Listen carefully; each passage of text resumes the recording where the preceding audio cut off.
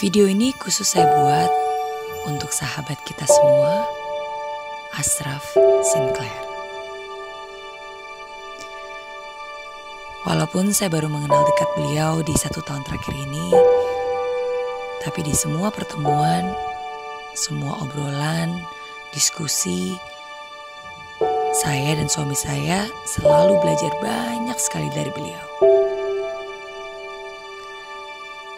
Berikut adalah 7 hal inspirasi hidup dari seorang Ashraf Sinclair.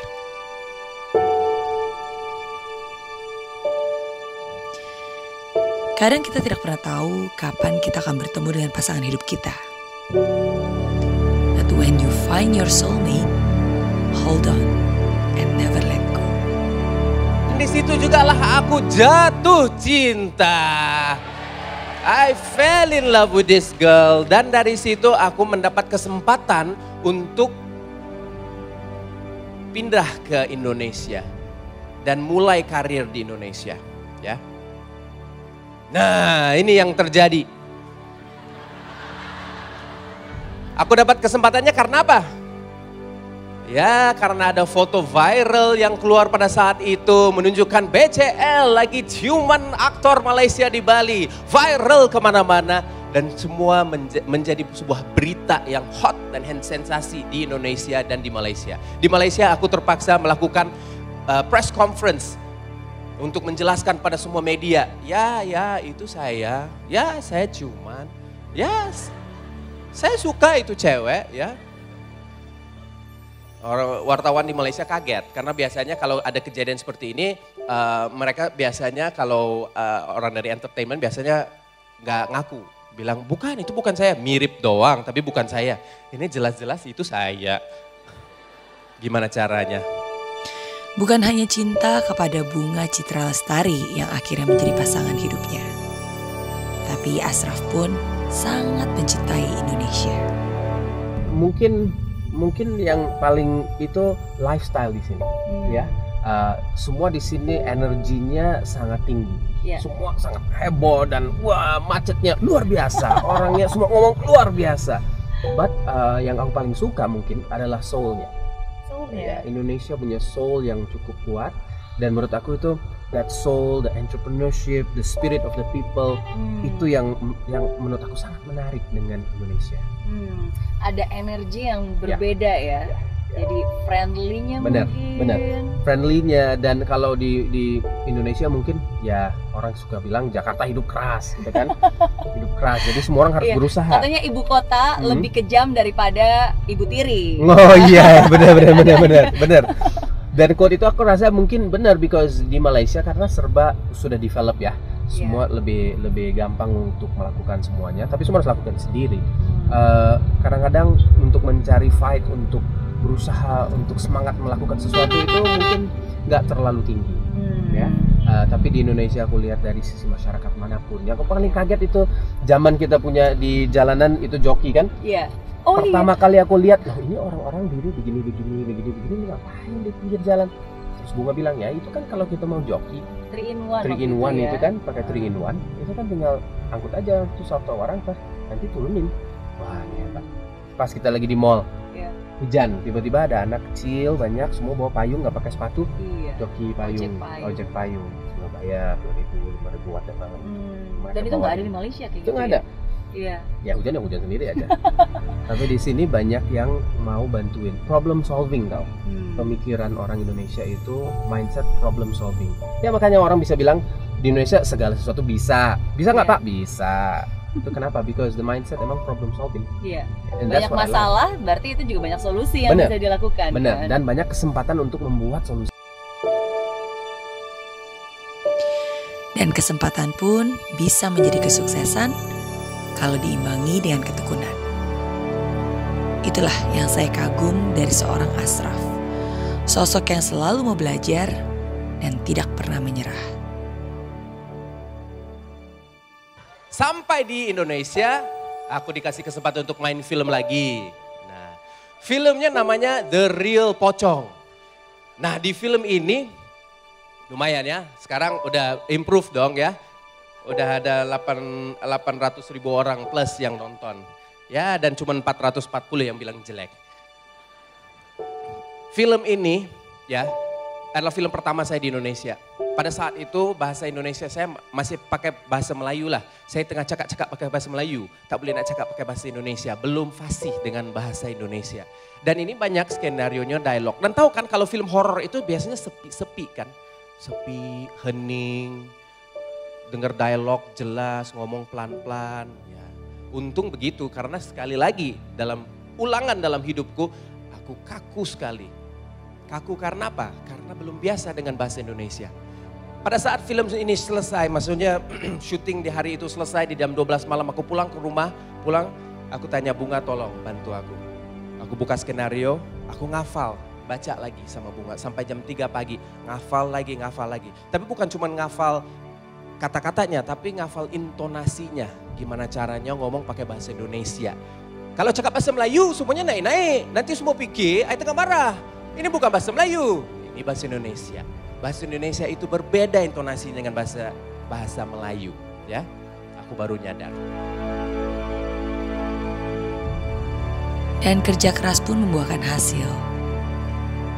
Nama Ashraf Sinclair dikenal di mana-mana.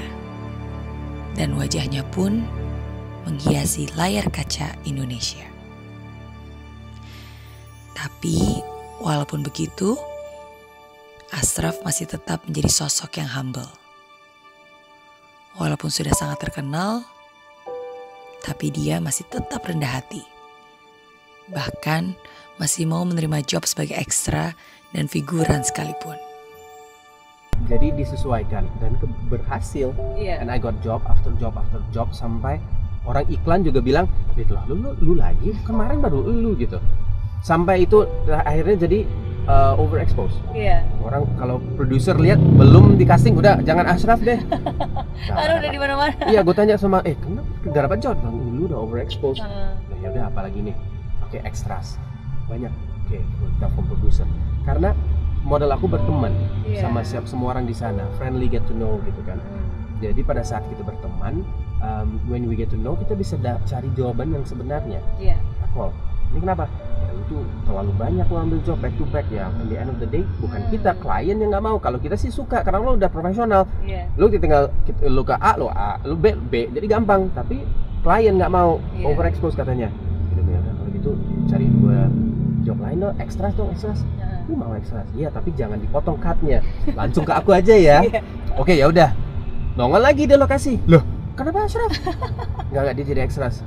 Lu mau jadi extras? Saya tahu mau. And because sudah tahu kalau kamera di sini kan. Nah, kalau kamera di sini kan kalau mainnya harus lihat nih dibayar buat ini kan, buat muka. Nah, kalau extras kan cuma dibayar buat ini. Buat ini. Jadi kalau lewat kamera begini. Jadi sampai orang nggak pernah lihat itu Ashraf. Aku puterin badan, aku lewatin kamera. Seriously, jadi ada banyak nih extra itu sebenarnya itu Ashraf.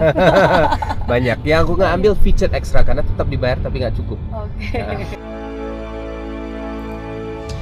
Sangat sabar pada prosesnya, tekun, dan tidak menyerah. Bahkan di Instagramnya Dias pun, Ashraf pernah menuliskan, hidup itu seperti golf, harus dilalui, membuat komitmen, dan harus dijalani. Nah, oke, ini serial terakhir yang pada saat aku mulai acting pertama, itu iklan yang pertama umur aku 18 tahun. Ya, 18 tahun. Di saat syuting itulah ulang tahun aku sebenarnya. Ya, aku menjadi 18 tahun. Dan serial ini, pada saat syuting di serial ini, umur aku 38 tahun. Ya, it was my birthday during shooting. Pada saat syuting itu ulang tahun aku. Dan baru-baru ini serial Dosa ini mendapat Best TV Drama Serial di Busan Film Festival. Nah, itu sesudah 20 tahun berkarya di entertainment. Ini adalah benar-benar yang pertama sebuah karya aku atau acting aku mendapat anugerah. Tapi sebenarnya serial ini walaupun bagus, serial ini tidak mendapat banyak distribusi. Tidak banyak orang yang udah nonton. Ada yang pernah kalian nonton film ini atau serial ini? Pernah dengar nggak? Enggak. Itu masalahnya. Ya kan? Dan kita punya karya, maunya orang semua lihat, wah itu hebat loh, hebat banget. Masalahnya gak ada siapa-siapa yang tahu. Ya, masalahnya is distribution. Distribusinya tidak distribusi yang lebar dan meluas. Sampai semua orang bisa tonton. Adanya cuman di Astro, di sebuah tempat dan harus bayar dan gak banyak yang nonton. Tapi yang nonton suka. So walaupun aku mendapat apresiasi, acting dalam sebuah film, ada sebuah serial yang menang di film festival, tetap aja nggak ada siapa-siapa yang tonton. Ya, mungkin mudah-mudahan abis dari ini mungkin akan ada perubahan. But sometimes apa yang kita mau, tujuan kita menghala terhadap sebuah tujuan. Kadang-kadang kita sebenarnya nggak tahu hasil dari tujuan itu apa, ya nggak? Ya, kita nggak tahu sebenarnya kalau aku bergerak mengarah ke buah tujuan ini. Apakah yang akan terhasil? Maunya dapat duit, maunya banyak yang tonton, oke. Tapi sebenarnya dapatnya yang lain. He always pushes himself to the next level. Selalu belajar untuk memperbesar kapasitas diri. Dan gak pernah pelit untuk berbagi ilmu. Khususnya berbagi kepada orang-orang yang juga passionate untuk membangun bisnis. Gimana caranya merubah sebuah bisnis yang layak, punya produk bisa dijual kan? Yang visible tadi ya? Yang visible tadi ya, menjadi sebuah bisnis yang bankable. Oke. Karena bankable is a different game. Bankable itu seperti apa misalnya? Bisa diinvestasi. Oke. Kalau kita bayangkan sebuah wadah gitu kan, platform gitu kan. Platform kita mungkin sangat bagus untuk masak gitu kan, sebuah panci untuk masak segala macam ya. Nah panci itu sering dipakai buat masak gitu kan, oke gini. Nah, apakah panci itu bisa menerima masakan yang lain? Yeah. Apakah panci itu siap untuk menerima dan menggunakan ibarat katanya uang dari investor? So that is your business. Bisnis apapun itu. Dan kebanyakan orang yang sudah UKM yang sudah jalan bertahun-tahun, mereka sampai di satu detik di mana ini udah jalanin 10 tahun. Kalau gue berhenti, ya anak buah semua ini nggak makan. If I stop, ya knock on wood, tapi ada something, gue sakit gak bisa kejalanin kerjaan, siapa yang bisa jalanin? There's no succession plan, ya, there's no mungkin succession plan-nya belum mateng ya, soalnya mungkin belum kepikiran, belum ada exit strategy. Segala semua omongan yang kita ucapkan itu adalah doa, in a way that you are what you create, and your most powerful tool untuk creation itu adalah language kita. Ya, karena apapun yang kita ngomong itu bisa terjadi. Ya, jadi hati-hati atas apapun omongan kamu, biar omongan kamu mungkin aja terjadi. Apakah itu yang Anda mau? That's it. Sangat menjaga apa yang ada di pikirannya dan apa yang keluar dari ucapannya.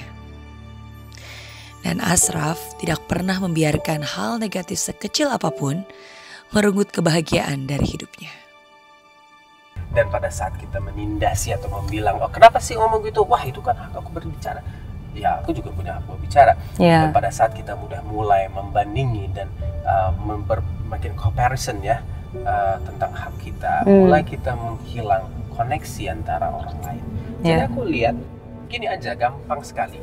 Kalau kita berantem sama pacar atau istri atau apapun, mungkin momen yang something so small gitu kan, kita berantem gitu. I heard from Jay Shetty, salah satu YouTuber kan di Amerika, British guy I think. Dia cuma bilang gini, coba kita bayangin aja. Sekarang kita berantem soal apalah ya, something simple. Dalam waktu setahun, apakah itu masih bermasalah? Is that really a problem? No, it's just a small matter. It's just a small matter. Ya. Jadi dalam waktu 10 tahun ke depan, apakah satu omongan orang-orang yang bebas untuk berngomong masih bermasalah di hidupku? In that way, please deh. I have my vision, my dreams, my goal, dan buat aku ya itulah dimana aku mau menghabiskan energi aku. Dan kalau kalian mau ikut, ayo kita bareng-bareng kita ke sana. Ayo, let's go, kita bareng aja. Tapi it is your own choice, your own step, your own journey. Ya. Kenalilah dulu sama orang tuaku. Betul. Ya karena kita nggak bisa mengendalikan apa kata orang lain, tapi kita bisa mengendalikan respon kita. And ada lebih banyak hal lagi yang lebih penting untuk dipikirkan, untuk dilakukan, untuk dibicarakan, untuk didiskusikan. Jadi kalau hal-hal kecil seperti itu sih Don't even bother. Ya, oke. Thank you, thanks for the good advice. Dan yang paling penting, bukan hanya sukses semata, tapi di setiap langkah hidupnya, Ashraf sudah menjadi orang yang berdampak bagi sekitarnya. Kapanpun, dimanapun, kepada siapapun.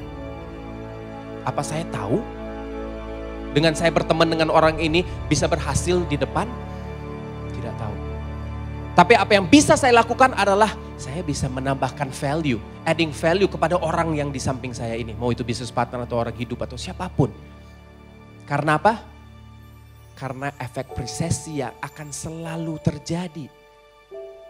Jadi jangan pernah melewatkan kesempatan untuk berbuat baik. Melakukan sesuatu every moment, di setiap saat Anda punya kesempatan untuk menambahkan nilai, adding value, berbuat baik ya secara simple. Tergantung kepada setiap orang.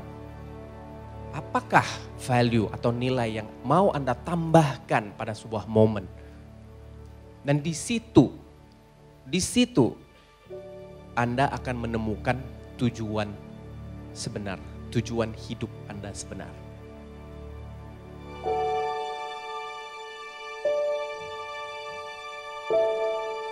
Selamat jalan Ashraf. Thank you for sharing your knowledge. And thank you for sharing your love to us. Until we meet again, may you rest in peace. Di aplikasi Mary Riana tersedia lengkap video-video YouTube terbaru saya, artikel yang up to date, quotes inspirasi, koleksi merchandise, workshop dan seminar yang bisa kamu dapatkan free dan download sekarang juga gratis.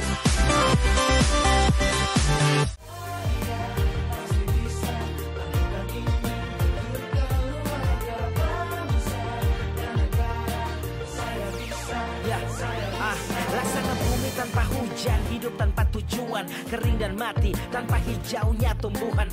Demikian kalau mimpi tak kunjung terjadi.